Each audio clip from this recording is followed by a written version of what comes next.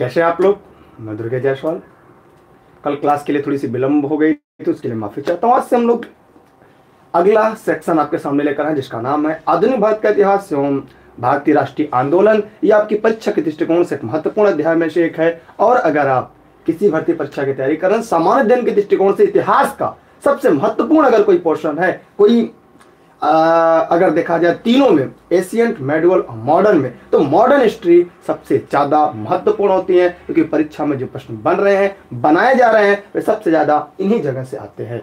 तो चलिए शुरू करते हैं। उसके पहले मेरी हर बार की तरह छोटी सी रिक्वेस्ट, कॉपी कलम लेकर बैठिएगा, हर एक महत्वपूर्ण तथ्यों को अपने साथ नोट डाउन करते चलिएगा, क्योंकि इस वीडियो को अगर आप देखना शुरू करिएगा तो लास्ट तक देखिएगा, अंत तक देखिएगा, क्योंकि हम इस प्रश्नों को तोड़कर एकदम विस्तृत व्याख्या करेंगे। जैसे आप जीएस पढ़ते हैं, जैसे आपको लगेगा आप क्लास में बैठकर अध्ययन कर रहे हैं, इस तरह से क्लासेज आपके लिए चलेंगी। चलिए शुरू करते हैं आज की महत्वपूर्ण क्लास जिसका नाम है, चलिए पहला प्रश्न आपके बीच आ चुका है। एक एक करके आराम आराम से प्रश्नों को हल करते हुए आगे बढ़ते हैं। आप जैसे जुड़िएगा अपने सभी साथियों को पहला काम शेयर कर दीजिएगा, और अगर शेयर ना हो तो लाइक कर दीजिएगा। पहला प्रश्न है, निम्नलिखित में से किसके द्वारा बंगाल का अस्थाई मालगुजारी बंदोबस्त शुरू किया गया था। देखिए मजेदार कहानी है, अगर आप कहेंगे तो कहानी के माध्यम से बताएंगे, अगर आप कहेंगे ओरली जैसे पढ़ा रहे हैं ऐसे ही पढ़ाएंगे, आप जैसा कहेंगे उसी तरह से काम चलेगा। देखिए निम्नलिखित में से किसके द्वारा बंगाल का स्थायी मालगुजारी बंदोबस्त शुरू किया गया था। चलिए पहले कलम कॉपी निकालिए, लिखना शुरू करते हैं। इसका जवाब पहले क्या जवाब दीजिए, उसके बाद आप इसके विकल्प बताइए कौन सा सही है। नहीं बता पाते हैं तो हम इसकी विस्तृत व्याख्या आपके सामने कर हट जाते हैं। आपको साफ नहीं दिखाई दे रहा है तो बताइए क्या होगा। Clive, Lord Clive, Warren Hastings, Wellesley, Lord Cornwallis, क्या होगा इसका जवाब। चलिए आपने जवाब नहीं दिया, हम देते हैं कॉर्नवालिस इसका जवाब सही है। लेकिन इसके साथ साथ आगे बढ़ते हैं। 22 मार्च 1793 डेट लिख लीजिएगा, ठीक है। 22 मार्च 1793 डेट लिख लीजिए, फिर आगे लिखवा रहे हैं, लिख लीजिएगा। 22 मार्च 1793 में लॉर्ड कॉर्नवालिस ने बंगाल, उड़ीसा, बिहार में अस्थाई बंदोबस्त की व्यवस्था की। लिखिएगा कहां कहां देखिएगा, लिख लीजिए कहां कहां। पहले लॉर्ड कॉर्नवालिस ने 22 मार्च 1793 में बंगाल, बिहार, उड़ीसा में अस्थाई बंदोबस्त की शुरुआत की। तो अगर एक प्रश्न पूछ दिया जाए कि भारत में अस्थाई बंदोबस्त की शुरुआत किसने की, तो उसका जवाब याद रखिएगा कि अस्थाई बंदोबस्त की शुरुआत लॉर्ड कॉर्नवालिस ने की थी। इसके द्वारा जमीन की, भूमि का मालिक बना दिया था, जिसे हम जमींदार कहते थे। जिसे क्या कहते थे, जमींदार कहते थे। अगर कोई भूमि होती थी, उस भूमि पर किसी व्यक्ति को मालिकाना हक दे दिया जाता था कि जमीन के मालिक आप हैं, जिन्हें जमींदार कहा जाता था। अब बाद में आगे चलकर क्या हुआ कि वही वंशानुगत प्रथा हो गई। कैसी वंशानुगत, माने बाप के बाद लड़का होता था। अब भूमि पे खरीद बिक्री की अनुमति प्रदान की गई और उस पर कर वसूल करके देना, उसके लिए बोलियां लगती थी। उसमें क्या होता था, उसमें भारतीय लोगों का शोषण होता था, भारतीयों के प्रति भारतीयों की दोष की भावना उत्पन्न की जाती थी। बहुत से ऐसे कारण हैं, वो हम लोग जब मॉडर्न हिस्ट्री पढ़ेंगे क्लास में तो वहां पे इनके बारे में और चीजें जानेंगे। ऐसा क्या कारण था, लॉर्ड कॉर्नवालिस मन में यह विचार क्यों आया, लॉर्ड कॉर्नवालिस के मन में यह भावना क्यों जन्म ली। इसका भी कारण था कि भारतीयों द्वारा भारतीयों का शोषण कराया जाए, उसके लिए ये सबसे सर्वोत्तम साधन था, जिसमें लॉर्ड कॉर्नवालिस इसका सही जवाब है। आगे बढ़ते हैं अगले प्रश्न की तरफ। अगला प्रश्न आपके सामने है, भारत में सबसे पहली रेलगाड़ी कब चलाई गई। यह प्रश्न से आप भली भांति परिचित होंगे। इस प्रश्न का उत्तर क्या है, तो अब जल्दी से बताइए कि इस प्रश्न का उत्तर क्या होगा, इस प्रश्न का हल क्या होगा। देखिए हमें उम्मीद है कि इस प्रश्न का जवाब आपका सही होगा। इसको पीछे करिए, कमेंट नहीं पढ़ पा रहे हैं, थोड़ा सा पीछे कर दीजिए। हाँ आप पढ़ पा रहे हैं। देखिए जी हाँ, 1853 आपके सही जवाब है, 1853। लेकिन कब, 16 अप्रैल। सौरभ इसमें बस यही दिक्कत होती है बफरिंग का, उसमें नहीं होती है। 16 अप्रैल 1853 को मुंबई से ठाणे के बीच कितनी 34 किलोमीटर यात्रा करके भारत में पहली रेलगाड़ी चलाई गई थी। एक प्रश्न। दूसरा प्रश्न एक और आपसे बनता है कि जो भारत में पहली रेलगाड़ी चली थी उसके इंजन का नाम क्या था? कमेंट करके आप जवाब दीजिएगा। भारत में चलाई गई पहली जो रेलगाड़ी थी उसका इंजन का नाम क्या था? कमेंट करके आप जवाब दीजिएगा। हमें आपके जवाब की प्रतीक्षा है। ठीक है, आगे बढ़ते हैं अगले प्रश्न की तरफ से। हाँ जी, लॉर्ड डलहौजी को, अच्छा एक बात लिख लीजिएगा भैया, लॉर्ड डलहौजी को भारत में भारतीय रेल का जनक माना जाता है। एक लाइन और लिख लीजिएगा, लॉर्ड डलहौजी को भारत में भारतीय रेल का जनक माना जाता है। भारत में जनक माना जाता है किसको? लॉर्ड डलहौजी को। थोड़ा इसको पीछे कर दीजिएगा। ठीक, आगे बढ़ते अगले प्रश्न की तरफ। अगला प्रश्न आपके सामने आ चुका है। आप एक बार प्रश्न को ध्यान से देख लीजिएगा। आप सही देखिए, अंग्रेजों द्वारा बनाई गई भू व्यवस्था की निम्न प्रणालियों में से कौन सी कृषकों के हितों को अधिक सुरक्षा प्रदान करती है? अंग्रेजों द्वारा बनाई गई भू व्यवस्था की निम्न प्रणालियों में से कौन सी कृषकों के हितों की अधिक सुरक्षा करती है? तो बताइए कौन सी है इसमें से? बंगाल प्रांत की अस्थायी भू व्यवस्था, मद्रास प्रांत की रैयतवाड़ी भू व्यवस्था, मध्यवर्ती प्रांत की जमींदारी व्यवस्था, संयुक्त प्रांत की मालगुजारी व्यवस्था, इसमें से क्या सही होगा? बताइए आप लोग, शेयर करिए यार। आपकी संख्या इतनी कम है, देखिए कितनी है आप लोग। पता नहीं नोटिफिकेशन आया कि नहीं आया। जी नोटिफिकेशन भी आ चुका, फिर भी आपकी संख्या कम है। भैया शेयर कर दीजिए सभी को, और लोग आ जाए। आखिर जो मेहनत कर रहे हैं इसका लाभ सबको मिले।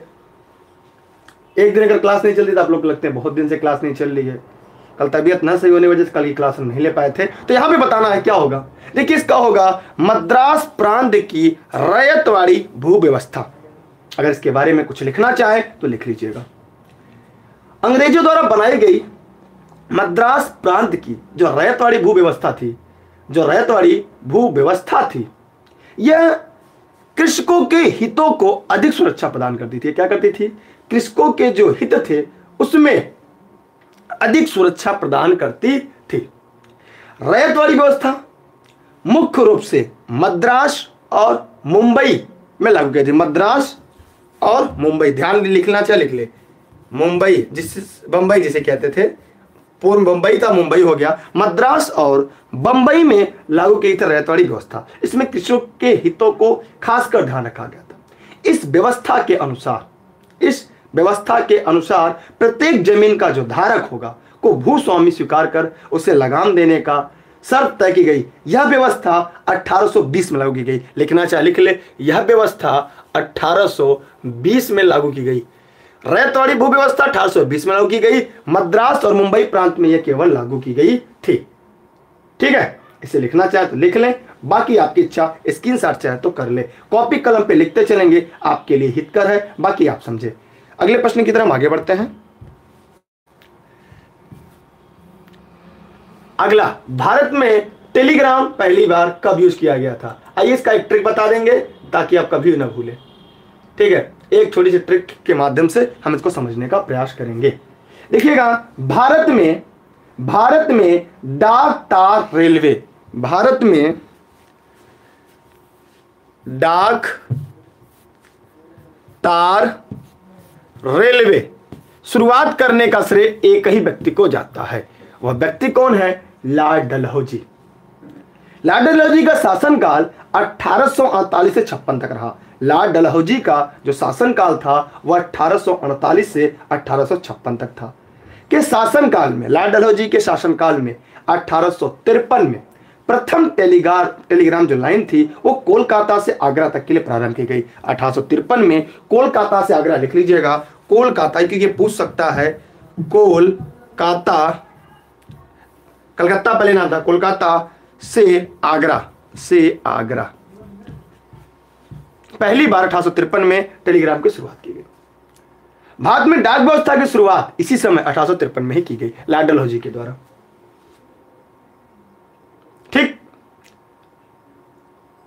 कलकत्ता से डायमंड हर्बल तक शुरू हुई। अब देखा जाए तो डाक व्यवस्था जी जो थी वो कहां से है, कलकत्ता से हर्बल। लिखना चाहे तो लिख लें भैया। रेलवे 1853 में मुंबई से ठाणे, ये मुंबई से ठाणे, ये लिखना चाहे तो लिख लें,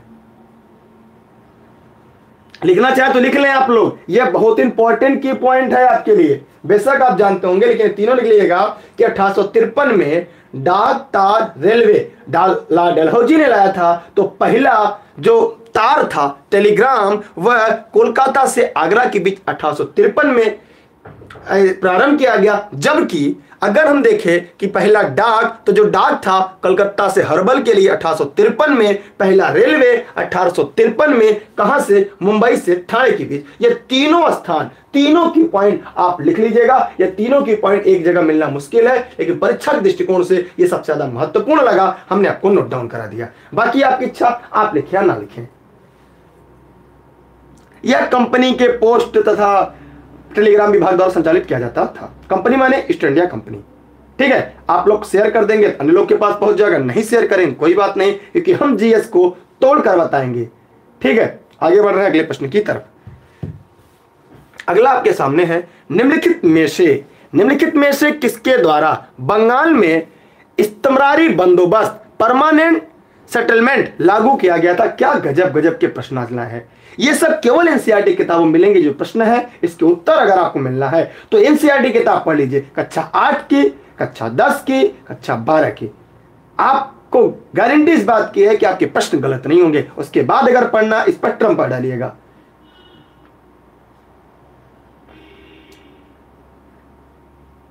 तो यहां से बताइए क्या होगा। इसका उत्तर आपको कुछ देर पहले मैंने बताया था, पहला प्रश्न ही यहीं से स्टार्ट हुआ था कि उत्तर आपने नहीं बताया, लिख लीजिएगा।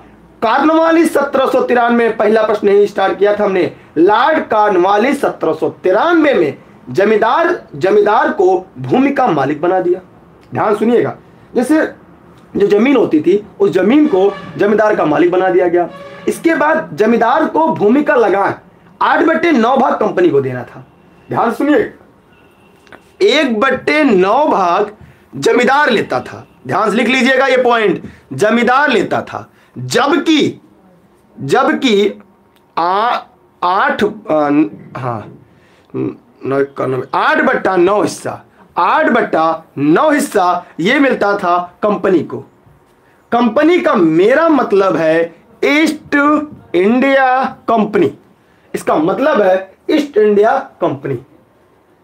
इसी को अस्थाई बंदोबस्त के नाम से जानते हैं, परमानेंट सेटलमेंट, इस्तमरारी बंदोबस्त, इसे ही अस्थाई बंदोबस्त कहते हैं। लिख लीजिएगा, काफी प्रश्न यहां से बनेगा। इसे ही हम कहते हैं अस्थाई बंदोबस्त। क्या क्या मिला अस्थाई बंदोबस्त,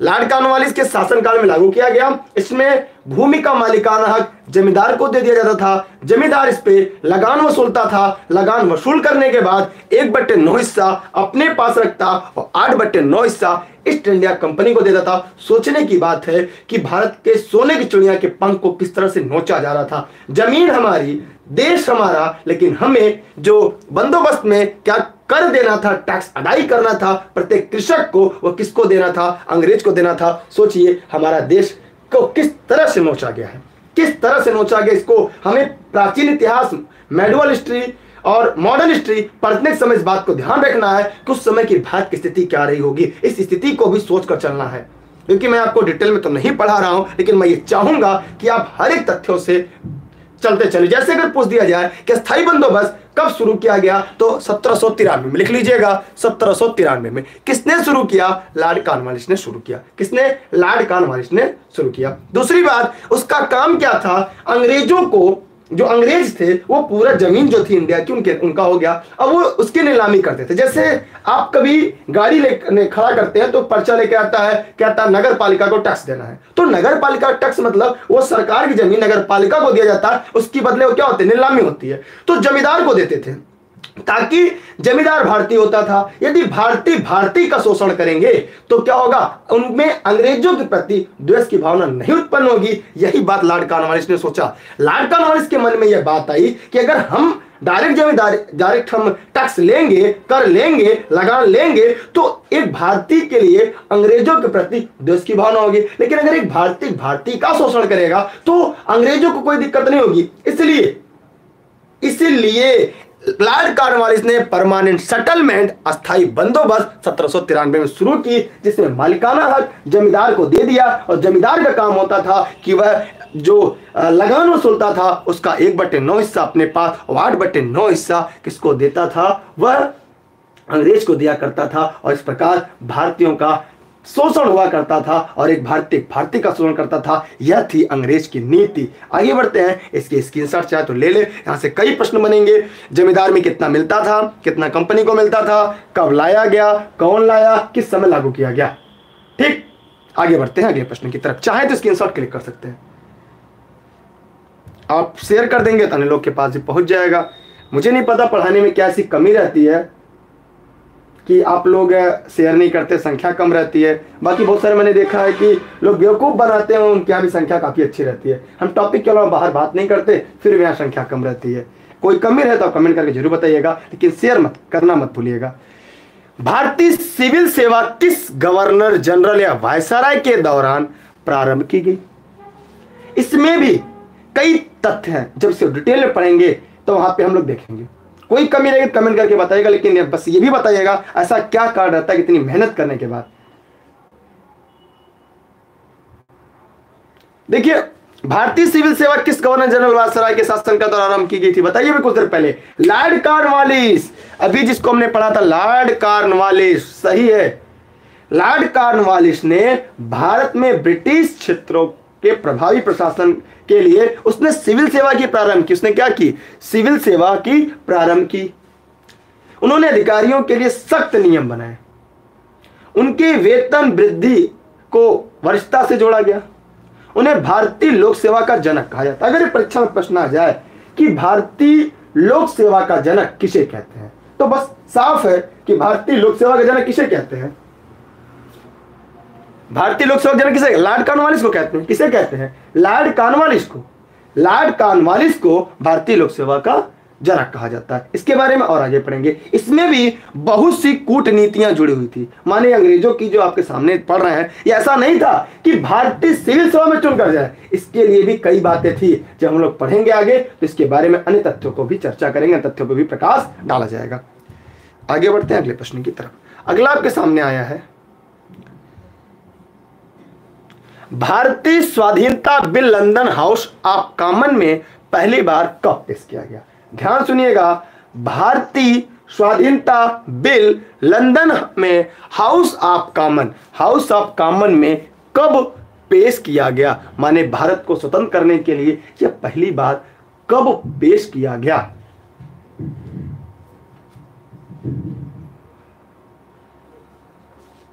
बताइए, जवाब देते चलिए प्रश्नों के। भैया, लंदन में हाउस ऑफ कॉमन में पहली बार कब पेश किया गया? 10 अगस्त 1947। और कोई? चलिए, इसका उत्तर क्या होगा? यह होगा 4 जुलाई 1947। इसका विकल्प डी आपको दिख रहा है, इसका विकल्प डी होगा। 4 जुलाई 1947 लिख लीजिएगा। कुछ की पॉइंट चाहे तो लिख लें। भारतीय स्वतंत्रता विधेयक 4 जुलाई 1947 को लगभग 12 बजे हाउस ऑफ कॉमन, लंदन के हाउस ऑफ कॉमन में प्रस्तुत किया गया। इस विधेयक को 18 जुलाई 1947 को 18 जुलाई 1947 को शासकीय स्वीकृति मिली या शाही स्वीकृति मिली। यह 4 जुलाई 1947 को कहां? लंदन के हाउस ऑफ कॉमन में प्रस्तुत किया गया पहली बार, लिख लीजिएगा। लेकिन इसे शाही स्वीकृति कब मिली? 18 जुलाई 1947, माने 14 दिन के बाद इसे स्वीकृति मिली। अब पूछा है, अच्छा इसमें ये नहीं पूछा है, लिखना चाहे तो लिख लें, वायसराय लॉर्ड माउंटबेटन ने हाउस ऑफ कॉमन में पारित इस विधेयक को, कौन थे? लॉर्ड माउंटबेटन ने हाउस ऑफ कॉमन में पारित इस विधेयक के प्रत्येक चरण जो थे, उसके जो चरण थे, निजी रूप से संचालन किया जब तक का वह विधेयक कानून नहीं बन गया। माने लॉर्ड माउंटबेटन ने इस विधेयक के प्रत्येक चरण को तब तक फॉलो किया जब तक यह विधेयक कानून नहीं बन गया। और हम एक प्रश्न आपसे पूछेंगे कि विधेयक और कानून में क्या अंतर है? विधेयक और कानून में क्या अंतर है? कमेंट करके बताइएगा कि क्या अंतर है। ठीक है, यहां से जो की पॉइंट समझ में आया उसे लिख लीजिएगा, नहीं समझ में आया कोई बात नहीं। आगे बढ़ते हैं, वीडियो को शेयर कर देंगे, अन्य लोगों के पास पहुंच जाएगा, नहीं शेयर करेंगे तो कोई बात नहीं। आगे बढ़ते हैं अगले प्रश्न की तरफ। अगला प्रश्न आपके सामने आ चुका है। औपनिवेशिक काल के दौरान निम्नलिखित में से वह क्षेत्र कौन सा था जिसमें मुख्यतः ब्रिटिश पूंजी निवेश किया जाता था? आधार संरचना, उद्योग, कृषि, सेवा।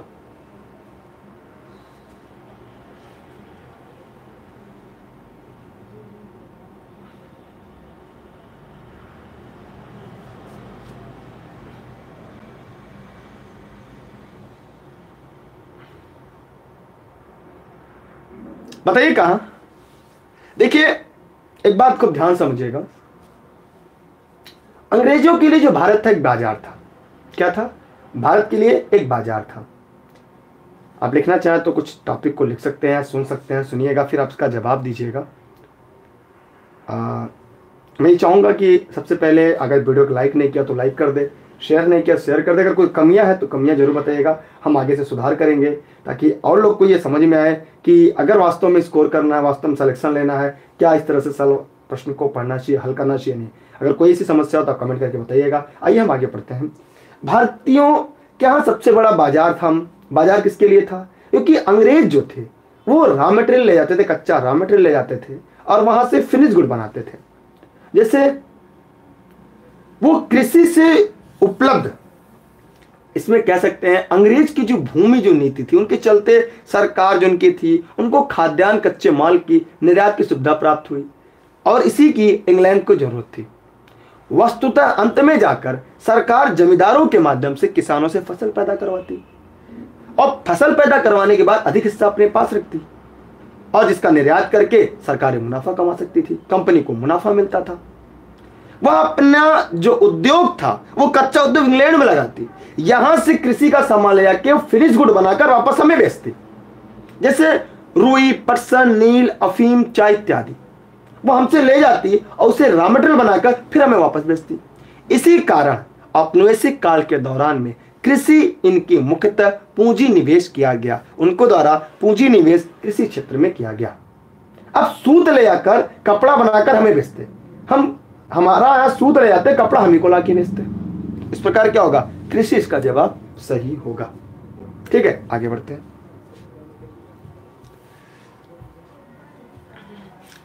ब्रिटिश ईस्ट इंडिया कंपनी के शासनकाल में सदर दीवानी अदालत की व्यवस्था किसने की थी? सदर दीवानी अदालत की व्यवस्था स्थापना किसने की थी?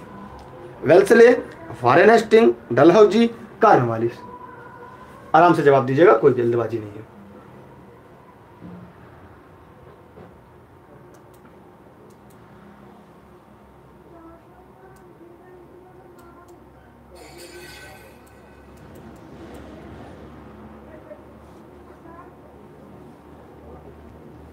जवाब बताइए आप लोग। देखिए, वॉरेन हेस्टिंग होगा, लिख लीजिएगा, लिखना चाहे तो कुछ की पॉइंट लिख लें आप लोग। सदर दीवानी अदालत राजस्व का सर्वोच्च न्यायालय था। सदर दीवानी न्यायालय जो था वो राजस्व का सर्वोच्च न्यायालय था। ठीक, जिसकी स्थापना वॉरेन हेस्टिंग ने 1772 कलकत्ता में की थी। वॉरेन हेस्टिंग ने 1772 में कहां की थी? कलकत्ता में। लिखना चाहे तो लिख ले। 1772 में वारेन हेस्टिंग ने कलकत्ता में किया था।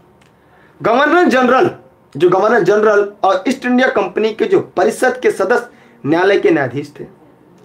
राजस्व अधिकारी और स्थानीय न्यायाधीश न्यायालय के न्यायाधीशों की सहायता करते थे। इसका उत्तर क्या है? दूसरा सही है। ठीक है, अगर इसमें कोई की पॉइंट आपको नजर आता है तो लिख लीजिए, नहीं नजर आता तो कोई बात नहीं। आगे बढ़ते हैं। मार्ले मिंटो सुधार, मैंने इसको वीडियो बना के दिया है संविधान में, अगर आपने पढ़ा होगा तो आपको याद होगा। मार्ले मिंटो सुधार किस वर्ष पारित हुआ था? मार्ले मिंटो सुधार किस वर्ष पारित हुआ था? बताइए, मार्ले मिंटो सुधार किस वर्ष पारित हुआ?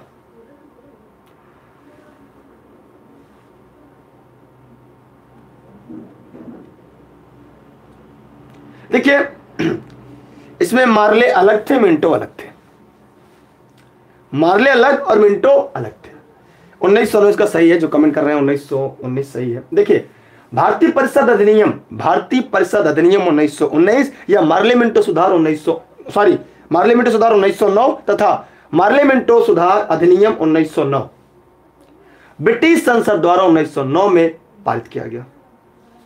ठीक, इस अधिनियम को कब पारित किया गया लिख लीजिएगा, 25 मई लिख लीजिएगा, 25 मई 1909 में पारित किया गया। व्यावसायिक स्वीकृति मिल गई, कहां की? ब्रिटेन की। इसका मुख्य उद्देश्य क्या था? शासन में भागीदारी, भारतीयों की जो भागीदारी थी उसे बढ़ाना। लिखना चाहे तो लिख लेगा। मार्ले मिंटो सुधार मतलब यह था, जो ब्रिटिश शासन थी इसमें भारतीयों की भागीदारी को बढ़ाना था। भारतीय राष्ट्रीय कांग्रेस के नरमपंथी की जो मांगों को स्वीकार करना, विधान परिषद के अधिकार क्षेत्र में वृद्धि करना, इसका सबसे बड़ा कारण था। ठीक, तो क्या होगा? 1909, मार्ले मिंटो सुधार 1909। ठीक, आगे बढ़ते हैं हम लोग, आगे बढ़ रहे हैं हम लोग। देखिए, ऑनलाइन क्लास नोट्स के लिए कुछ लोग पूछ रहे हैं, पहले मैं उनको बता देता हूं फिर आगे बढ़ता हूं। ऑनलाइन क्लास के लिए 6306344367 पर आप व्हाट्सएप करेंगे, आपको संपूर्ण जानकारी मिल जाएगी। BEO, super TET, KBS, DSSB, TET, CTET, primary, upper primary, इन सभी की नोट्स आपको यहाँ उपलब्ध हो जाएगी। लेकिन नोट्स अभी कुछ दिन के बाद से मिलना प्रारंभ होगा, क्योंकि अभी ऑनलाइन क्लास ज्वाइन कर रहे हैं, पहले उनको नोट्स मिलेगा। सारा नोट्स लिख जाने के बाद आपको मिलना शुरू होगा। एक बात। दूसरी बात, इस वीडियो के लिए लोग को ये दिक्कत होती है कि सर कब लाइव होते हैं, इसकी सूचना आपको टेलीग्राम पे मिल जाएगी। टेलीग्राम में इंस्टॉल करिएगा, सर्च करिएगा दुर्गेश सर, बिना स्पेस दिए जुड़िएगा इलर्निंग विद दुर्गेश से, या इस चैनल के अबाउट में जाइएगा, वहां पे टेलीग्राम पे क्लिक करिएगा, तुरंत आप ग्रुप में जुड़ जाएंगे, जहां पे आपकी इसकी नोट्स की पीडीएफ उपलब्ध हो जाएगी। साथ ही साथ आपकी प्रतिदिन क्लास मिल जाएगी। दिन में पेड क्लास चलती है, शाम को फ्री क्लासेस चलती है। आगे बढ़ते हैं, इसकी स्क्रीनशॉट चाहे तो ले लीजिएगा।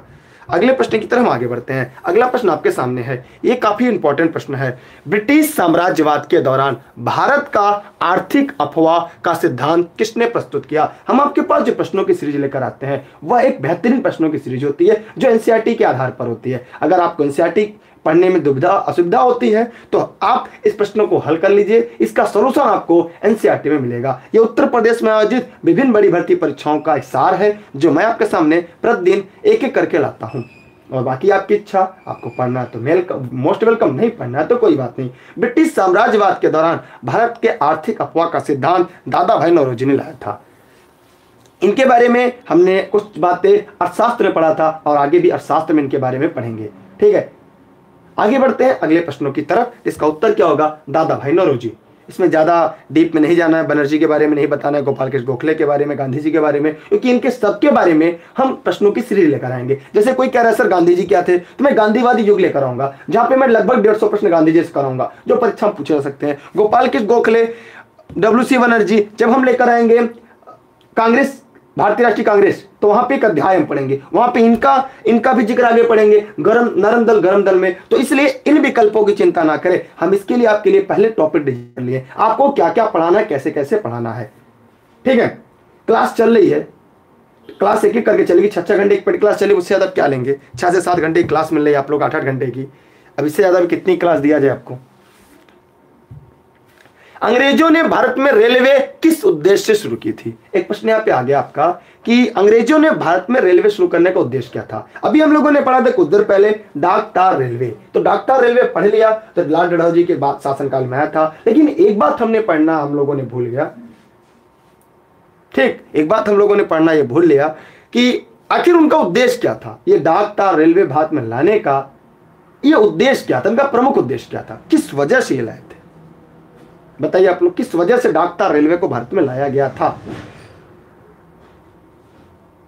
बहुत ही आसान है। भारत में भारी उद्योग को आगे बढ़ाने के लिए, ब्रिटिश वाणिज्य और प्रशासनिक नियंत्रण को सुविधा देने के लिए, दुर्भिक्ष की स्थिति में खाद्यान्न पहुंचाने के लिए, ताकि भारतीय देश में मुक्त रूप से घूमा जा सके। बताइए क्या था इसका उत्तर? कुछ लोग ये बता रहे हैं कि भारत ने भारी उद्योगों को आगे बढ़ाने के लिए। वो भारत का भला क्यों चाहेंगे यार? वो भारत का भला नहीं चाह सकते थे। अंग्रेज ऐसा क्यों चाहेंगे? अंग्रेज ऐसा क्यों चाहेंगे भारत का भला हो? अब ब्रिटिश वाणिज्य और प्रशासनिक नियंत्रण की सुविधा के लिए, वाणिज्य का मतलब क्या था? व्यापार बढ़ाने के लिए। तो अंग्रेजों ने भारत में रेलवे की शुरुआत ब्रिटिश वाणिज्य और प्रशासनिक नियंत्रण की सुविधा के लिए की थी। जब 16 अप्रैल 1853 को पहली बार रेल चली, उसके ठीक 4 दिन के बाद 20 अप्रैल 1853 को लॉर्ड डलहौजी ने अपना महान रेलवे वक्तव्य जारी किया, जिसमें रेलवे में होने वाले दैनिक और व्यावसायिक लाभों का विवरण दिया। उसकी व्यापक योजना शुरू करने की सिफारिश की थी। उसका उद्देश्य था कि भारत के प्रत्येक केंद्र पर जाकर वहां से जो दलालों के माध्यम से वो परचेज करते थे, जो कच्चा माल, रॉ मटेरियल, कृषि के सामान खरीदते थे, वो डायरेक्ट दलाल से होकर किसानों से लाएंगे। दूसरी, अचानक किसी भी स्थान पर विद्रोह हो जाने की दशा में, वहां पे विद्रोह होने पे वह रेलवे के माध्यम से प्रशासनिक नियंत्रण सैनिकों को पहुंचा सकते थे। इस उद्देश्य से डाक, तार, रेलवे, इन तीनों की व्यवस्था अंग्रेजों ने किया था, जिनका एकमात्र उद्देश्य था भारत में भारतीयों द्वारा अपने तरीके से शोषण करना, जिसके बारे में मैंने पिछले प्रश्नों में व्याख्या करके आपको इसका जवाब दे दिया। ठीक है, आगे बढ़ते हैं। ठीक है, आगे बढ़ रहे हैं अगले प्रश्न की तरफ। अगले प्रश्न में आ चुका है।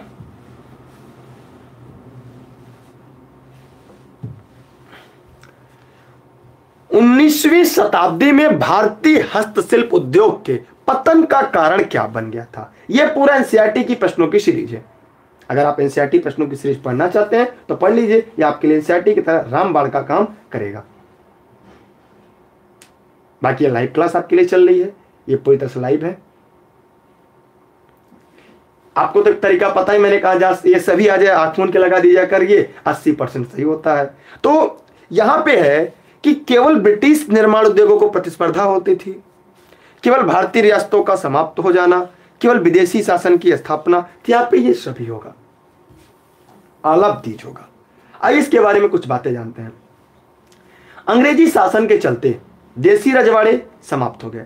जो शिल्प के सबसे बड़े खरीदार संरक्षक थे, देसी जो रजवाड़े थे, वो खत्म हो गए। तो उनके सबसे बड़े वही लोग खरीदते थे।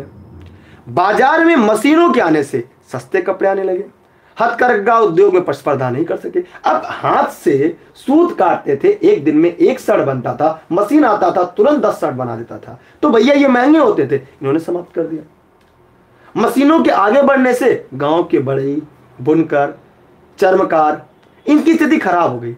अतः उन्हें खेतिहर मजदूरी बनने पर बाध्य होना पड़ा। इस प्रकार इसके उत्तर आलादीज होंगे, जो कि भारतीय हस्तशिल्प उद्योग के पतन का कारण बना।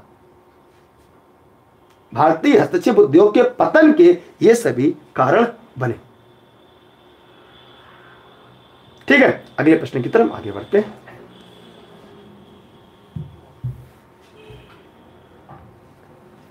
निम्नलिखित स्थानों में से किसमें रयतवाड़ी बंदोबस्त लागू किया था? आइए बताइए, निम्नलिखित में से किसने रयतवाड़ी व्यवस्था लागू की थी?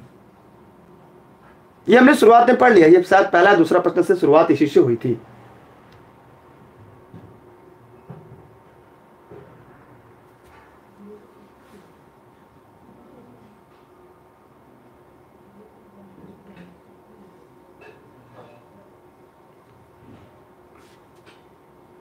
उत्तर प्रदेश, पंजाब, उत्तर प्रदेश। देखिए कुछ देर पहले मैंने कहता हूं इसलिए कि आप पढ़ते समय जो मैं बताता अगर लिखे गए होते लिखे होते तो आपको याद होता। मद्रास और मुंबई मैंने कुछ देर पहले लिखाया था, वीडियो को आप शुरू से देख लीजिएगा, आपको इसका जवाब मिल जाएगा। मद्रास और मुंबई में रैयतवाड़ी व्यवस्था लागू किया गया था। इस व्यवस्था में सरकार प्रत्यक्ष रूप से किसानों को निश्चित राशि प्राप्त करती थी। अस्थायी वंश परंपरागत अधिकारी इसे एकत्र करते थे। राज्य उपज का 50% प्राप्त करता था। भूमि का स्वामित्व राज्य का जमींदार की अपेक्षा अधिक शक्तिशाली हुआ करता था, क्योंकि जो शक्तिशाली था वही जमींदारी लेता था। यह व्यवस्था ब्रिटिश भारत के 51% क्षेत्रों पर लागू था। बाकी इसके बारे में मैंने इसके पहले व्याख्या कर दिया है। आगे बढ़ते हैं अगले प्रश्न की तरफ। अगला यहां पे है प्रश्न आपके सामने, निम्नलिखित में से किसने बंगाल में सरकार की द्वैध प्रणाली समाप्त की? किसने बंगाल में सरकार की द्वैध प्रणाली समाप्त की? तो बताइए किसने समाप्त की?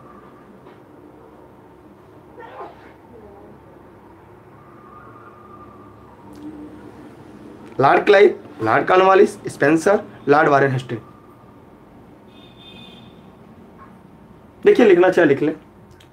Lord Warren Hastings, Lord Warren Hastings ने बंगाल में सरकार की द्वैध शासन प्रणाली को समाप्त कर, वारेन हेस्टिंग ने बंगाल में सरकार के द्वैध शासन प्रणाली को समाप्त कर 1772 में कोर्ट ऑफ डायरेक्टर ने, कोर्ट ऑफ डायरेक्टर 1772 में लिखना चाहे लिख लें, 1772 में कोर्ट ऑफ डायरेक्टर ने द्वैध शासन प्रणाली को समाप्त करने का निर्णय लिया। और आगे चलकर कलकत्ता परिषद उसके प्रधान को आज्ञा दी कि वे स्वयं दीवान बने और बंगाल, बिहार, उड़ीसा प्रबंधन को अपने हाथ में ले ले। 1772 में बंगाल का गवर्नर जनरल वारेन हेस्टिंग को बनाया गया था और सबसे पहला गवर्नर जनरल वारेन हेस्टिंग को बनाया गया, ठीक, जो बंगाल का प्रथम जनरल गवर्नर बना। इसका उत्तर चौथा सही है। आगे बढ़ रहे हैं।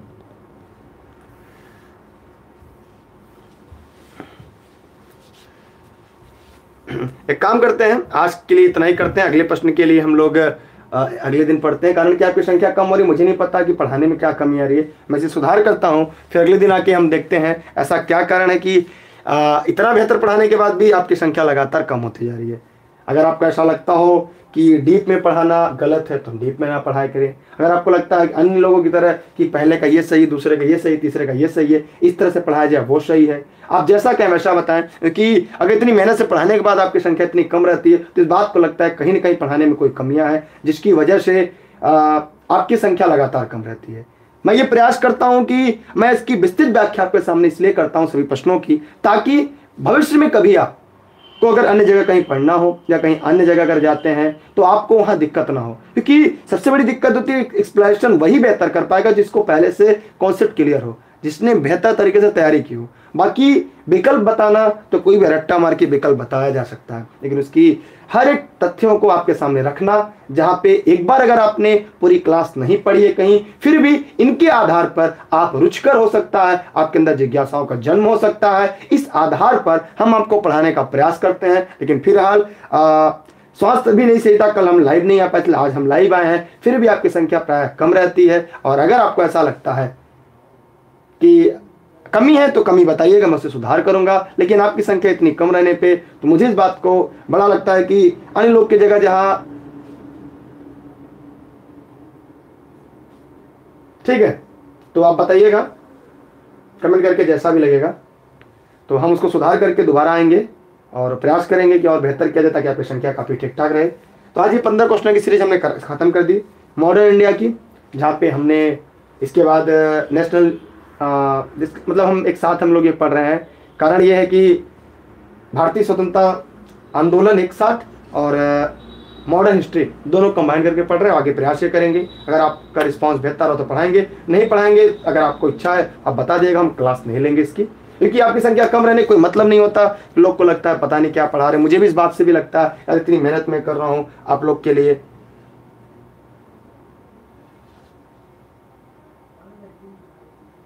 चलिए कुछ क्वेश्चन आज मैं करा देता हूं 30, उसके बाद फिर कल के लिए देखता हूं। यहाँ पे है भूमि की पट्टेदारी के रैयतवाड़ी प्रणाली से किस स्थिति का संदर्भ है। यहाँ पे प्रश्न पूछा भूमि की पट्टेदारी के रैयतवाड़ी प्रणाली से किस स्थिति का संदर्भ है। तो आइए इसके बारे में हम जान लेते हैं, थोड़ा सा शॉर्टकट में पढ़ेंगे क्योंकि आपका ज्यादा समय नहीं लेंगे। रैयत वह भूमि स्वामी है जो अपने कब्जे की भूमि का निर्धारण लगान स्वयं ही सरकार को अदा करता है। इसका उत्तर यही होगा। अगर आप लोग इस तरह से पढ़ना था, इसको हम पढ़ लेते हैं कि भूमि की पट्टेदारी के रैयतवाड़ी जो प्रणाली होती है उसमें रैयत वो भूस्वामी है जो अपने कब्जे की भूमि का निर्धारण लगान स्वयं ही सरकार को अदा करती है। यह व्यवस्था बंगाल, पूर्वी बंगाल, मद्रास, बंबई, असम, कुर्ग में लागू की गई थी। इस व्यवस्था के अंतर्गत भारत की 91% भूमि उनके हाथों में आई थी, अंग्रेजों के हाथ में आई थी। ठीक है, आगे बढ़ते हम लोग। मुझे ये समझ में आता है कि मुझे जितना पता है मैं आपको उतना दे दूं, लेकिन आपकी संख्या कम देखकर मुझे इस बात का दुख होता है कि कहीं ना कहीं कोई ऐसी कमी है जिसकी वजह से आपकी संख्या लगातार कम रहती है।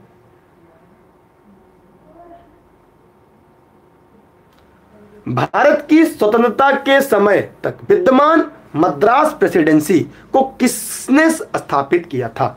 भारत की स्वतंत्रता के समय तक विद्यमान मद्रास प्रेसिडेंसी प्रदेश को किसने स्थापित किया था। तो जवाब दीजिएगा, किसने स्थापित किया था। Thomas Munro, Lord Warren Hastings, Lord Cornwallis, Lord Wellesley, कौन था। देखिए कुछ देर पहले हमने इसके बारे में पढ़ा था।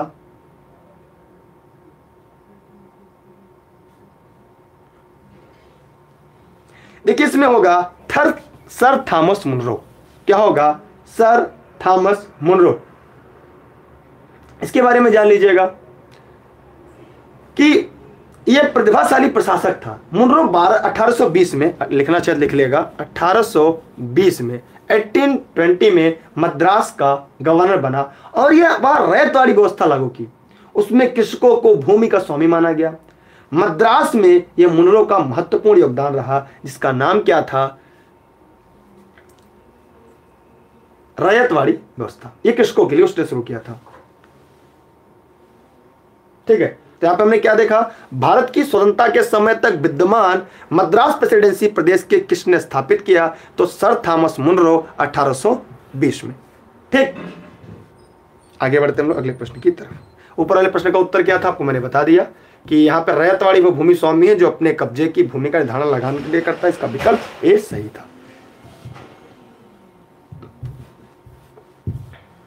अगला प्रश्न आपके सामने है, भारत में अंग्रेजी शिक्षा ने किसने आरंभ की। भारत में अंग्रेजी शिक्षा आरंभ किसने की। कर्जन, मैकाले, डलहौजी, वेंटिंग, किसने की।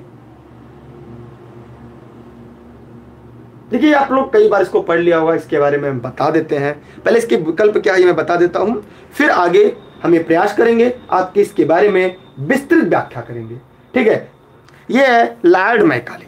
इनके बारे में लिखना चाहे कुछ लिख ले, मैं आपको बता रहा हूं जो मुझे पता है मैं आपको ज्ञात करा दूंगा कि हमने इसीलिए अध्ययन किया है ताकि आपको उसका मैं अपने ज्ञान आपको दे सकूं और आप अपने ज्ञान के भंडार से आप आगामी भर्ती परीक्षा में समृद्ध होकर स्वयं सफल हो जाएं। भारत में अंग्रेजी शिक्षा की आधिकारिक शुरुआत का श्रेय थॉमस वेविंगटन मैकाले को दिया जाता है। इनका नाम पूरा वेविंगटन मैकाले था। भारतीय शिक्षा का प्रारूप नामक शीर्षक 1935 में प्रकाशित उनके लेख में आधिकारिक भाषा के रूप में फारसी को स्थान पर अंग्रेजी प्रयोग करने, सभी विद्यालयों में निर्देशनों के माध्यम के रूप में अंग्रेजी का उपयोग करने, अध्यापकों के रूप में अंग्रेजी बोलने, भारतीयों को प्रशिक्षण देने का आह्वान किया था।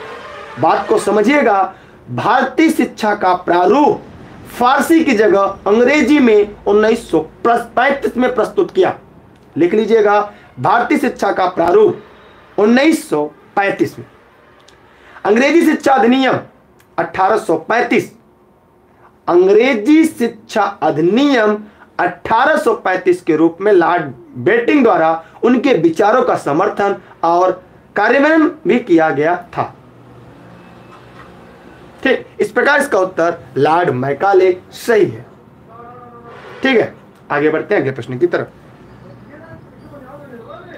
अगला है, अलीगढ़ में स्थित जामिया मिलिया इस्लामिया विश्वविद्यालय के प्रथम कुलपति कौन थे? इसके बारे में पूरी व्याख्या कर देंगे आपके सामने कि जामिया मिलिया इस्लामिया विश्वविद्यालय क्या है, मैं पूरी बातें बताऊंगा। उसके बाद मैं कल से विचार करूंगा कि कल से आपकी क्लासेस लगे या ना लगे। आज मैं जो है उसको व्याख्या कर दे रहा हूं कि आपकी संख्या लगातार कम रहती है, तो मुझे इस बात का भी तकलीफ होता है कि इतना मेहनत से पढ़ाया जाता है। मैं ये प्रयास करता हूं कि आपको इस तरह से पढ़ा दिया जाए कभी भविष्य में दिक्कत ना हो। देखिए, सरल प्रश्न कराएं तो लोक संख्या बड़े आता रहे, मैं थोड़ा कड़े प्रश्न लेकर आता हूं जानबूझ के। क्या इसका उत्तर होगा? इसका है हाकिम अजमल खान। इसका उत्तर होगा हाकिम अजमल खान। देखिए, ब्रिटिश शासन के दौरान 1920 में दिल्ली में जामिया मिलिया इस्लामिया विश्वविद्यालय की स्थापना करा। हाकिम अजमल खान को पहली बार जामिया मिलिया इस्लामिया विश्वविद्यालय का कुलपति नियुक्त किया गया, निर्वाचित किया गया। वह इस विद्यालय के संस्थापकों में से एक थे और 1927 में अपनी मृत्यु तक वो कुलपति रहे। ये कुलपति कब हुए? पहली बार 1920 में हुए और इनकी मृत्यु 1927 में हुई। 1927 में हुई। तो ये विद्यालय के संस्थापक में से एक थे। कौन? हाकिम अजमल खान। और ये तब तक कुलपति रहे जब तक उनकी मृत्यु नहीं होगी। मतलब ये 7 वर्षों तक ये दिल्ली के जामिया मिलिया इस्लामिया विश्वविद्यालय में 7 वर्षों तक कुलपति रहे। इस अवधि के दौरान उन्होंने विश्वविद्यालय के अलीगढ़ से दिल्ली स्थानांतरण होने का निरीक्षण किया और विभिन्न संकटों से उबरने में इसकी सहायता भी की थी। ठीक, तो इसको समझ लीजिएगा, मैंने पूरा तोड़ के बता दिया। इनके पूरा बारे में अगर आप लिखना चाहें तो लिख लें। आगे बढ़ रहे हम लोग। यहां भी प्रश्न आपके सामने, किस वायसराय के कार्यकाल के दौरान भारत की राजधानी कलकत्ता में स्थानांतरित की गई थी? देखिए, मैंने इसके बारे में 3 बातें, गुण बातें कल बताई थी। कल इसके पहले, कल मतलब पिछली वीडियो में मैंने बताई थी कि पहले भारत की राजधानी कलकत्ता से दिल्ली आई, फिर दिल्ली को नई दिल्ली बनाया गया। ध्यान सुनिएगा, पहले भारत की राजधानी 1911 में दिल्ली लाई गई और फिर दिल्ली का नाम 1931 में फिर दिल्ली से नई दिल्ली बनाई गई। इसके बारे में इसके पहले मैंने इसके बारे में व्याख्या किया था। वरुण जी ध्यान से पढ़िएगा क्योंकि आपके लिए महत्वपूर्ण है ये। तो इसका क्या होगा? इसका उत्तर लॉर्ड हार्डिंग। लॉर्ड हार्डिंग लिख लीजिएगा, लॉर्ड हार्डिंग 12 दिसंबर, कहीं 28 दिसंबर 1911 को, कहीं अलग अलग मिलता है। तो 12 दिसंबर 1911, केवल 1911 को दिल्ली दरबार के दौरान भारत के तत्कालीन सम्राट जॉर्ज पंचम ने महारानी मैरी के साथ भारत की राजधानी कोलकाता से दिल्ली स्थानांतरित करने की घोषणा की। जॉर्ज पंचम लिख लीजिएगा, जॉर्ज पंचम। महारानी कौन थी? मैरी। महारानी कौन थी? मैरी। जॉर्ज पंचम महारानी मैरी के साथ भारत की राजधानी कोलकाता से दिल्ली स्थानांतरित करने की घोषणा की। चार्ल्स लॉर्ड हार्डिंग 1910 से 1916 तक अब भारत के वायसराय थे। अगर इसका लिखना चाहे लॉर्ड हार्डिंग, तो ये कब से कब थे? 1910 से 1916 तक। 1910 से 16 तक भारत के वायसराय रहे।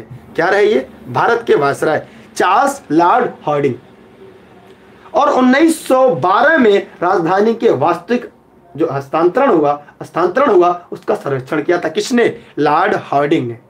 किसने किया था? लॉर्ड हार्डिंग ने किया था। किसने किया था? लॉर्ड हार्डिंग ने।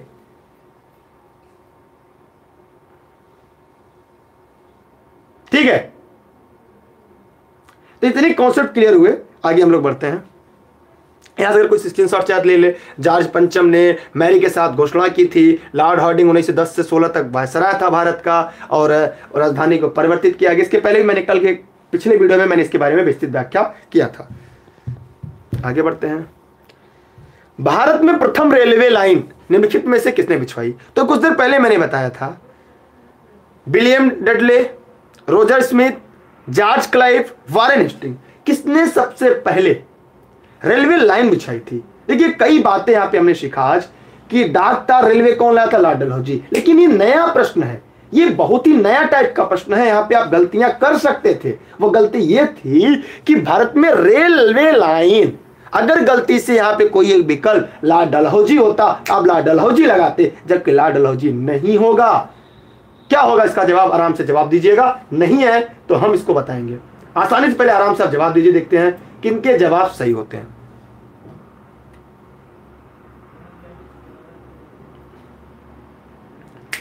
आइए, जिन्होंने सही बताया जॉर्ज क्लार्क, लिख लीजिएगा।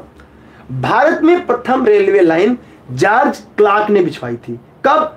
1832 से प्रोसेसिंग में किया था। कब? 1832 से प्रारंभ किया था। पहली रेल 1853 में चली थी, लॉर्ड डलहौजी ने चलवाई थी। रेल चली थी 53 में, रेलवे लाइन जॉर्ज क्लार्क ने 1832 से प्रारंभ की थी। जबकि 1844 में आर.एम. स्टीफंस ने ईस्ट इंडिया कंपनी या ईस्ट इंडिया रेलवे कंपनी की स्थापना की। लिख लीजिएगा, 1844 में आर.एम. स्टीफंस ने ईस्ट इंडिया रेलवे कंपनी की स्थापना की। 1944 में ईस्ट इंडिया रेलवे कंपनी की स्थापना की, जो 1945-46 में कलकत्ता दिल्ली हेतु नई रेलवे लाइन जो थी उसका निर्माण शुरू किया।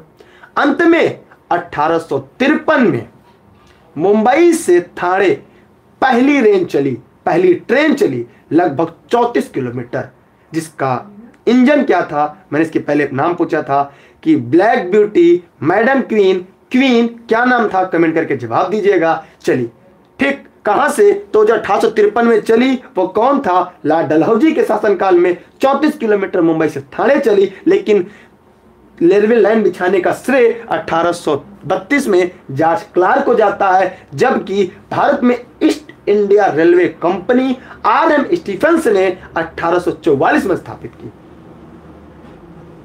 ठीक, और 1857 के विद्रोह को दबाने के लिए रेलवे अंग्रेजों के लिए सबसे सहायक सिद्ध हुई। एक प्रश्न आप बताइएगा कि क्या ऐसा कारण था कि 1857 के विद्रोह को दबाने में रेलवे ने अंग्रेजों की सबसे ज्यादा मदद की? इसका सबसे बड़ा कारण क्या था? आखिर ऐसा कौन सा ऐसा लॉजिक था ट्रेन से कि उन्होंने 1857 के विद्रोह को दबाने का प्रारंभ किया? ठीक है, आगे बढ़ते हैं अगले प्रश्न की तरफ।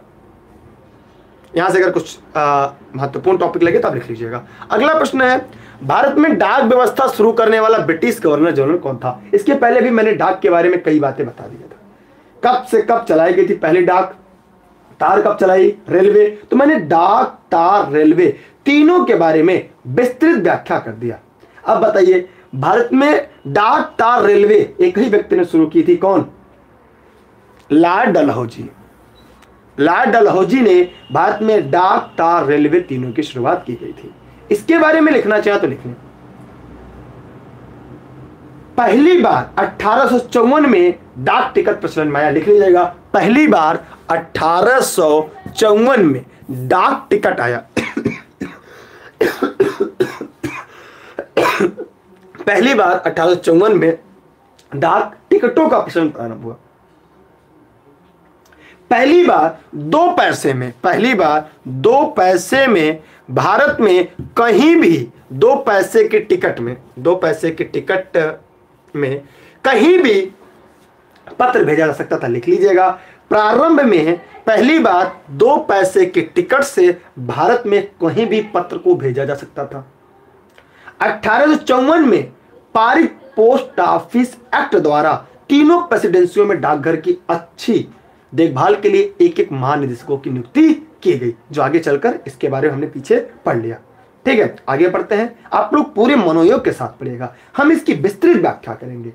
कल के लिए हम आप देखेंगे, आज की क्लास हम पूरा पढ़ेंगे, क्योंकि आपकी संख्या लगातार कम रहती है। तो मैं ये कमियां सुधारूंगा अगर मुझे लगेगा कि क्या ऐसी कमियां हैं कि आप इतने कम संख्या रहती है, क्या ऐसा पढ़ाने में कमी है, क्योंकि मैं पढ़ाते समय केवल एनसीईआरटी यूज करता हूं और एनसीईआरटी के तथ्यों को ही मैं आपके सामने रखता हूं और प्रश्न एनसीईआरटी के सीरीजों से मैं लाता हूं। फिर भी अगर कोई कमी है मैं उसे सुधार करूंगा। आगे बढ़ते हैं। अगला है, निम्नलिखित में से किस एक्ट ने मुसलमानों के लिए अलग मतदाताओं सामुदायिक प्रतिरूप पेश की थी? बताइएगा क्या है, क्या ऐसा कारण था? आराम से बताइए। आपको जान के हैरानी होगी, प्रश्नों की सीरीज के लिए हम इन किताबों का ध्यान आपके लिए करते हैं। सबसे पहले अगर आप देखना चाहें किताब कौन कौन सी है, तो भारत के इतिहास एनसीईआरटी कक्षा 11 है, ये कक्षा 12, भारतीय इतिहास को भाग 3, भाग 1, भाग 2, अभी 9-10 के पढ़े सामने। पता नहीं क्या कमी रह जाती है कि आप लोग देखते हैं, सुधार करते हैं, फिर बेहतर लगेगा तो बताया जाएगा। इसके पहले मैंने इसकी विवेचना की थी कुछ देर पहले, इसके बारे में व्याख्या किया था कि पहली बात तो यहाँ पे कुछ लोग बता रहे हैं 1919 का संशोधन, इसे मॉन्टेस्क्यू चेम्सफोर्ड कहते हैं, ये नहीं होगा। मार्ले मिंटो सुधार 1909 में, मार्ले अलग थे, मिंटो अलग थे, इसके बारे में कुछ देर पहले हमने बात की थी। तो हिंदू मुस्लिम एकता को विभाजित करने के लिए इंडियन काउंसिल एक्ट लिख लीजिएगा, हिंदू मुस्लिम लिख लीजिएगा, हिंदू मुस्लिम एकता को विभाजित करने के लिए इंडियन काउंसिल एक्ट 1909, जिसे मार्ले मिंटो सुधार भी कहा जाता था, जिसे मार्ले मिंटो सुधार के नाम से भी जाना जाता था, के द्वारा मुसलमानों के लिए पृथक निर्वाचन क्षेत्र की व्यवस्था की गई।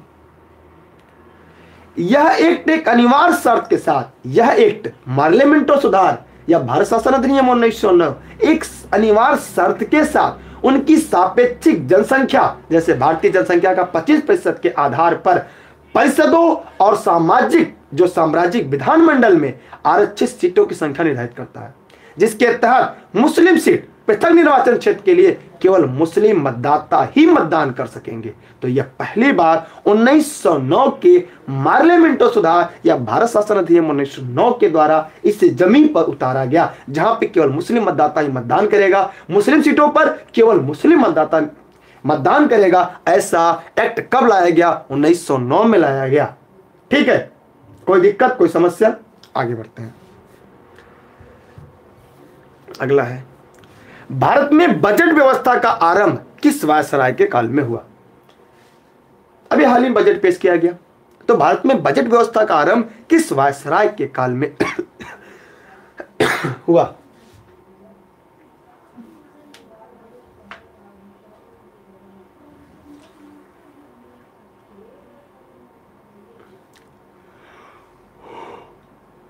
अभी बजट पेश करके आपको पता होना चाहिए, Lord Canning, Elgin, Dalhousie, Ripon, कौन था? लॉर्ड कैनिंग भारत का पहला बजट वायसराय लॉर्ड कैनिंग ने 7 अप्रैल 1860, लॉर्ड कैनिंग ने 7 अप्रैल 1860 7 अप्रैल 1860 में प्रस्तुत किया गया था। यह बजट ईस्ट इंडिया कंपनी द्वारा ब्रिटिश सम्राट के समक्ष प्रस्तुत किया गया था।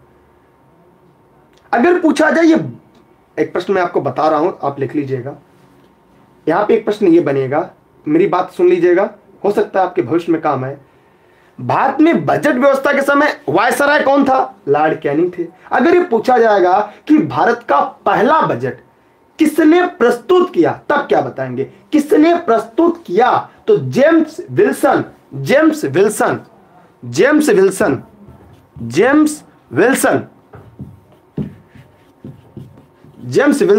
1860 में प्रस्तुत किया। भारत का बजट किसने प्रस्तुत किया? 1860 में जेम्स विल्सन ने किया। लेकिन उस समय भारत का वायसराय कौन था?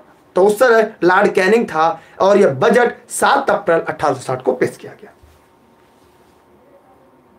लिखना चाहो तो लिख ले, बाकी आपकी इच्छा। फिर से सुन लीजिएगा, लॉर्ड कैनिंग वायसराय था, भारत का वायसराय पूछा, इसमें वायसराय पूछा है, वायसराय लॉर्ड कैनिंग था। लेकिन किसने पेश किया था? जेम्स विल्सन 1860 में, 7 अप्रैल 1860 को। और किसने पेश किया था? ईस्ट इंडिया कंपनी द्वारा ब्रिटिश सम्राट के समक्ष। ध्यान सुनिएगा, यह ईस्ट इंडिया कंपनी द्वारा, बजट किसके द्वारा? ईस्ट इंडिया कंपनी द्वारा। किसके समक्ष? ब्रिटिश सम्राट के समक्ष। ठीक है, आगे बढ़े। अगर स्क्रीनशॉट चाहे तो कर ले, बाकी आपकी इच्छा। इससे बेहतर तरीके से मैं नहीं समझा पाऊंगा, बेशक आपकी संख्या कम रहे, लेकिन मैं इससे बेहतर तरीके से, इससे ज्यादा पॉइंट मैं आपके लिए नहीं ला पाऊंगा, क्योंकि मैं अपने आप से प्रयास करूंगा कि मैं आपको इतना बेहतर दे सकूं ताकि आप एक प्रश्न से 1000 प्रश्न बनाएं। आगे बढ़ते हैं हम लोग अगले प्रश्न की तरफ। निम्नलिखित में से वह अधिनियम कौन सा है जिसके द्वारा सभी सरकारी सहायता प्राप्त स्कूलों और कॉलेजों के लिए अंग्रेजी शिक्षा का माध्यम बनाया गया था? बताइए कौन सा था। इतने प्रश्न को पढ़ाने के लिए मुझे 3-3 घंटे के लिए आपके लिए होमवर्क करके आना पड़ता है ताकि मैं इतने प्रश्न को इतना विस्तृत व्याख्या करूं। इसके लिए मुझे 3-3, 2-2 घंटे क्लास पहले स्वयं बैठ कर पढ़ना पड़ता है, तब मैं आपके पास आपकी व्याख्या ले पाता हूं। प्रश्न छांटना बहुत बड़ी बात नहीं है, उन प्रश्नों को आपके सामने व्याख्या प्रस्तुत करना। इतना सारा पढ़ कर आते हैं, इतना बता पाते हैं। इसके लिए हर एक जगह से आंकड़े इकट्ठा करना पड़ता है। अगर गलती से कभी कुछ गलत हो गया तो सबसे पहले उंगलियां भी आप उठाते हैं।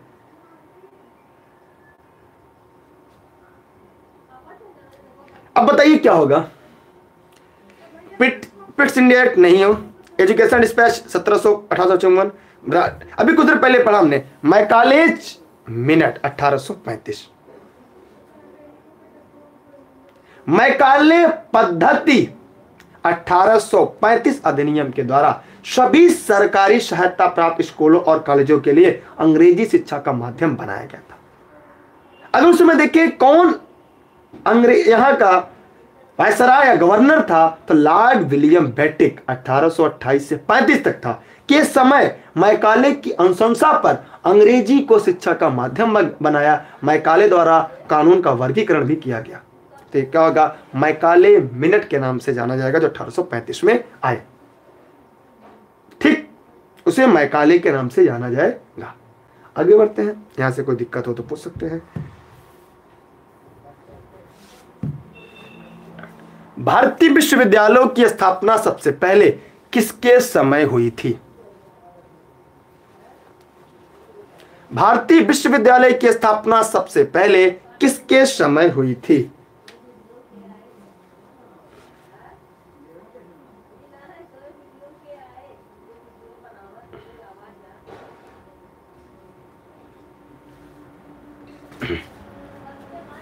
Macaulay, Warren Hasting, Lord Canning, Lord William Bentinck, कौन था? देखिए भारत में सबसे पहले 1857 में तीनों प्रेसिडेंसी, कब लिख लीजिएगा 1857 में, सबसे पहले 1857 में तीनों प्रेसिडेंसी कलकत्ता, मद्रास और बंबई में एक एक विश्वविद्यालय स्थापित किए गए। ठीक है, एक एक विश्वविद्यालय की स्थापना किया गया। एक शिक्षा निदेशक नियुक्त किए गए। उस समय गवर्नर जनरल लॉर्ड कैनिंग था। कौन था? Lord Canning. कौन था? Lord Canning. उस समय लॉर्ड कैनिंग गवर्नर था। उस समय लॉर्ड कैनिंग क्या था? गवर्नर जनरल था भारत का। कौन था? Lord Canning. ठीक है, आगे बढ़ते हैं अगले प्रश्न की तरफ।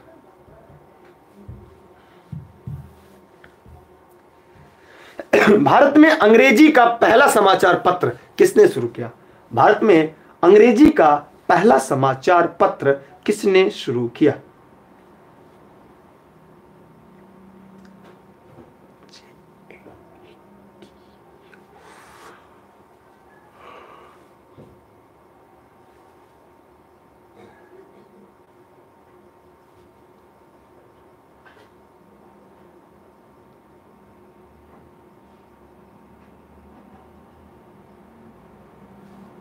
बताइए सही जवाब आपके। भारत में पहला समाचार पत्र जे.ए. हिक्की नामक व्यक्ति ने 1780 में शुरू किया। 1780 में शुरू किया, जिसका नाम द बंगाल गजट रखा। द बंगाल गजट रखा और आगे चलकर ईस्ट इंडिया कंपनी ने इस साप्ताहिक, जो यह साप्ताहिक अखबार थी, कलकत्ता से निकलता था, लेकिन आगे चलकर 23 मार्च 1782 में कंपनी ने सरकार से इसे बंद करवा दिया। कब? लिखिएगा 23 मार्च 1782। 23 मार्च 1782 में कंपनी ने ब्रिटेन सरकार से इसे बंद करवा दिया। भारत में पहली समाचार पत्र जे.ए. हिक्की 1780 में द बंगाल गजट के नाम से शुरू किया, जिसे आगे चलकर 23 मार्च 1782 में कंपनी ने इसे बंद करवा दिया। बंगाल गजट 82 में बंद हो गया। कोई समस्या, कोई दिक्कत? देखिए, मैं आपके लिए पूरा व्याख्या लेकर आया हूं, मैं पूरी तरह से व्याख्या करूंगा ताकि किसी प्रकार की दिक्कत और समस्या ना आने पाए। फिलहाल आपकी इच्छा, अगर आपको वीडियो में कोई कमी लग रही है मुझे बताइएगा। अब मैं बिना उसकी समीक्षा किए आपके सामने दोबारा लाइव नहीं आऊंगा, क्योंकि मैं पढ़ाने के लिए मैं सबसे पहले इस बात को गौर करूंगा कि क्या ऐसी कमियां रह जाती हैं कि आपकी संख्या इतनी कम रहती है। ऐसा पढ़ाने में क्या मेरी कमी रह जाती है? क्या आपके लिए एनसीईआरटी डेटा या इतनी बेहतर तरह से एक्सप्लेन करना क्या एक कमी है? आखिर और लोग जहां पे हम देखते हैं कि वो आते हैं केवल नीचे उत्तर देख के डियो रिकॉर्डर इसका ये बताते चलते हैं, उनकी संख्या अच्छी रहती है। अगर कोई कमी है मुझे जरूर बताइएगा, हम उसे सुधार करेंगे। आगे बढ़ते हैं। अगला है, कलकत्ता विश्वविद्यालय किस शैक्षिक रिपोर्ट के माध्यम से अस्तित्व में आया? कलकत्ता विश्वविद्यालय किस शैक्षिक रिपोर्ट के माध्यम से अस्तित्व में आया था? क्या इतना बेहतर तरीके से फ्री में पढ़ाना मेरे लिए अभिशाप तो नहीं बनता जा रहा है क्या?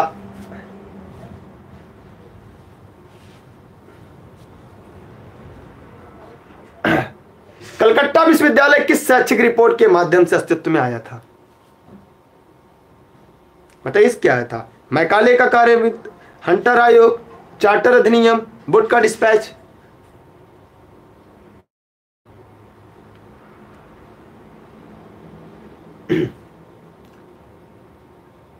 बताइए। देखिए, 1854 में चार्ल्स वुड घोषणा पत्र के आधार पर 1857 में कलकत्ता विश्वविद्यालय का स्थापना की गई। जस्ट अभी हमने ऊपर पढ़ा था कुछ देर पहले। इस घोषणा पत्र को भारतीय शिक्षा का मैग्ना कार्टा कहते हैं। इसका उत्तर होगा वुड का डिस्पैच। लिख लीजिएगा, इसे वुड का डिस्पैच कहते हैं। इसे वुड का डिस्पैच कहते हैं। 1854 में चार्ल्स वुड के घोषणा पत्र के आधार पर 1857 में कलकत्ता विश्वविद्यालय की स्थापना की गई थी। तीनों प्रेसिडेंसी में भी ऊपर हमने पढ़ा, कलकत्ता, मुंबई या मद्रास में। इस घोषणा पत्र को भारतीय शिक्षा का मैग्ना कार्टा कहते हैं। लिख लीजिएगा, इसे मैग्ना कार्टा कहते हैं। इसे क्या कहते हैं? भारतीय शिक्षा का मैग्ना कार्टा के नाम से जाना जाता है। आगे बढ़ते हैं अगले प्रश्न की तरफ। अगला है आपका, एक खुली प्रतियोगिता परीक्षा के माध्यम से इंडियन सिविल सर्विस में भारतीयों के लिए प्रवेश के लिए किसने संभव बनाया? बताइए।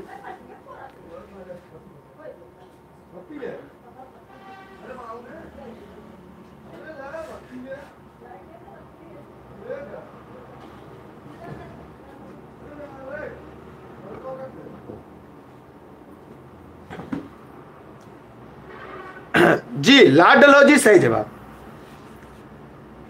जी, एक खुली प्रतियोगिता परीक्षा के आधार के सिविल सर्विस में भारतीयों के प्रवेश लॉर्ड डलहौजी ने बनाया। इसका क्या था? 48 से 56, 1848 से 56। इसने कई भी काम किए थे, लेकिन इसका सारा उद्देश्य भारतीयों का शोषण करना था। किसी दिन हम लोग जब क्लास पढ़ेंगे तो वहां पे हम आपको इसकी विस्तृत व्याख्या करके आपको स्पष्ट करेंगे। आगे बढ़ते हैं हम लोग अगले प्रश्न की तरफ। अगला प्रश्न आपके सामने और अंतिम प्रश्न है आज का, और इसी के साथ हमारी कहानी आज खत्म हो जाएगी। कल के लिए फिर देखते हैं। अंग्रेजों ने भारत में अंग्रेजी को शिक्षा का माध्यम कब बनाया?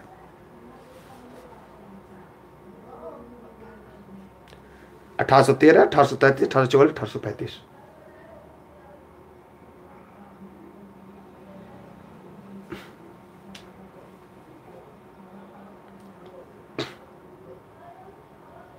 जी हाँ, लॉर्ड विलियम वेटिक 1828 से 1835 के शासनकाल में 1835 में मैकाले की अनुशंसा पर अंग्रेजी शिक्षा को अंग्रेजी का माध्यम बनाया गया। 1835 सही है। इसी के साथ आप लोग को आज 30 प्रश्नों की बड़ी श्रृंखला खत्म हुई। लगभग 1 घंटे की क्लास में हमने बेशक 30 प्रश्न ही कराए हो, किंतु ये 30 प्रश्न मैंने इस तरह से कराए हैं कि आप यहाँ से 30 प्रश्न की जगह 300 प्रश्नों को भी हल कर सकते हैं, समझ सकते हैं। हमने पूरे एनसीईआरटी पैटर्न के आधार पर प्रश्नों की व्याख्या करने का पूर्ण प्रयास किया। फिर भी अगर कोई कमी रहती है कमेंट करके जरूर बताइएगा। और अगर आपको लगता है कि डियो रिकॉर्डर पे, मोबाइल पे पेज लगा के अगर आपको बता देना है तो भी हम शुरुआत करेंगे। और अगर किसी प्रकार कोई कमी रह जाती है पढ़ाने में तो आप मुझे जरूर बताइएगा, ताकि अगली बार हम अपने आप में खुद प्रिपेयर होकर और बेहतर तरीके से आए, ताकि हम अपनी जिंदगी का आपको बेस्ट दे सके। क्योंकि मेरा उद्देश्य ये है कि हमें आपको अंतिम रूप से चयन करवाना है, सबसे बड़ा उद्देश्य मेरा ये है। लेकिन अगर उसमें कोई कमी नजर आए तो मुझे जरूर बताइएगा, मैं और मेहनत करूंगा, मैं इससे दोगुनी मेहनत करने के तैयार हूं। लेकिन मेरा उद्देश्य ये है कि आप कमियों का मूल्यांकन करें, आप हमें बताएं कि कहां कमियां हो रही है। अगर लाइफ में कमी आ रही है, आपको क्वालिटी ऑफ एजुकेशन चाहिए या क्वालिटी ऑफ बोर्ड चाहिए, कि आपको अगर थोड़ी बफरिंग हो जाती है वो, क्योंकि मैं गाँव से हूँ, जौनपुर जनपद से हूँ, यहाँ पे नेट की उतनी ऐसी फैसिलिटीज नहीं है, मेरे पास उतने पैसे नहीं है कि मैं महंगे कैमरे खरीद के लगा सकूं, मेरे पास उतने पैसे नहीं है। हाँ, मैं क्वालिटी ऑफ एजुकेशन दे सकता हूं, लेकिन मैं क्वालिटी नहीं दे पाऊंगा, उसके लिए मैं माफी चाहता हूं। अगर आपको ये चाहिए कि इस क्लास में आपको क्वालिटी और ज्यादा मिल पाए, वीडियो क्लैरिटी और मिल पाए, इससे ज्यादा मेरे दे पाना मेरे लिए बहुत ही मुश्किल है। बाकी आपकी इच्छा। और इस वीडियो को शेयर करना अगर इरादा करे तो करिएगा, नहीं तो छोड़ दीजिएगा। अगली कभी क्लास के लिए आप टेलीग्राम पे जुड़े रहिएगा, कि कभी कभी हम लाइव होंगे तो नोटिफिकेशन नहीं आती, तो टेलीग्राम पे इंस्टॉल करिएगा, सर्च करिएगा दुर्गेश सर, बिना स्पेस दिए जुड़िएगा, इलेनी दुर्गेश साथ। वहां पे आप जुड़ने के बाद स्वयं आपको नोटिफिकेशन प्राप्त हो जाएगी। और अपने सभी साथियों को शेयर करिएगा। अगर आपको ऑनलाइन क्लास ज्वाइन करना है, क्योंकि मुझे ये लगता है कि आप पेड करके पढ़ते हैं तो आपको बेहतर समझ में आता है और अच्छा चीजें ही बताते हैं, तो उसके लिए आप लोग 6306344367 पर व्हाट्सएप करके ऑनलाइन क्लास नोट्स ले सकते हैं। नोट्स अभी 2-4 दिन बाद से देना शुरू होंगे हमारे द्वारा।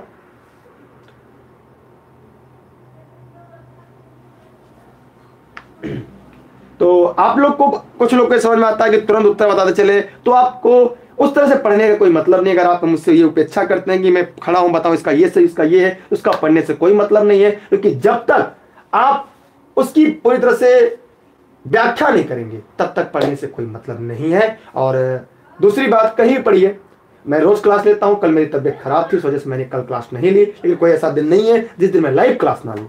हाँ जरूर है कि ज्योग्राफी किसी दिन पॉलिटी, किसी दिन इकोनॉमी, अलग अलग चीजें लेता हूं। और कमी रहेगी तो कमी बताइएगा। और ऐसे आज कितने बज रहे हैं, 9-10 बज गया है लगभग, 10:30 बजे मैं इकोनॉमिक्स की क्लास लेकर आऊंगा, अगली क्लास, जहाँ पे सेक्शन बाय सेक्शन में चल रहा था, जहाँ पे आज हम लोग पढ़ेंगे जीडीपी, जीएनपी, एनएनपी क्या है, इस सभी तथ्यों के बारे में प्रकाश डालेंगे। वो 10:30 बजे से क्लास लाइव शुरू होगी, जहाँ पे लाइव हम आपको इकोनॉमिक्स पढ़ाएंगे। और इकोनॉमिक्स आगामी आने वाली सभी भर्ती परीक्षाओं के लिए रामबाण होगा। मेरा पसंदीदा फेवरेट सब्जेक्ट है ज्योग्राफी, इकोनॉमी, पॉलिटी, मैथमेटिक्स और modern history and national movement,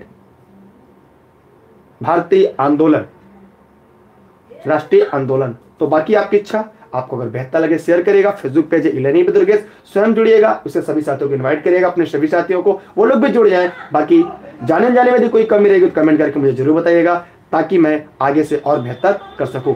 best of luck. जय हिंद, जय भारत। ठीक है, इंतजार करिएगा। अगर आपको पढ़ना हो 10:30 बजे आज हम लोग शुरू करेंगे अर्थशास्त्र की अगली सीरीज, जहां पे हम आपके साथ मिलकर करेंगे गहन अध्ययन अर्थशास्त्र की भारतीय अर्थव्यवस्था। ठीक है, बेस्ट ऑफ लक।